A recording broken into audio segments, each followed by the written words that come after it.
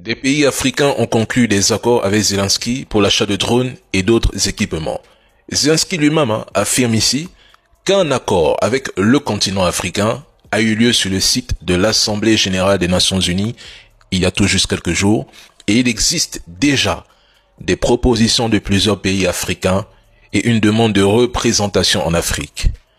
Une fois ces armes excédentaires écoulées en Afrique et au Moyen-Orient, les recettes issues des exportations seront utilisées pour acquérir celles qui manquent actuellement aux Ukrainiens pour combattre la Russie. Toutefois, Zelensky n'a pas voulu préciser quel pays africain était concerné par ces achats de drones. Pour rappel, l'Ukraine a toujours été l'un des 10 plus grands exportateurs d'armes au monde au cours des 2 dernières décennies.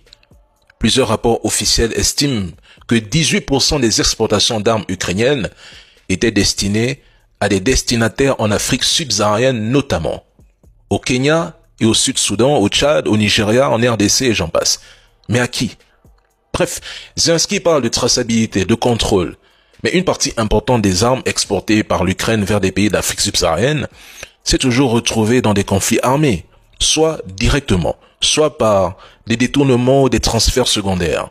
Si même les États-Unis n'ont pas pu retracer 40 000 armes envoyées en Ukraine entre 2023 et 2024, il est peu probable que l'Ukraine assure une traçabilité totale de ses exportations d'armes vers l'Afrique, sans logique. La guerre froide version 2.0 se joue désormais sur le continent africain. Continuez d'écouter ceux qui vous répètent sans cesse que ce qui se passe ailleurs ne nous concerne pas.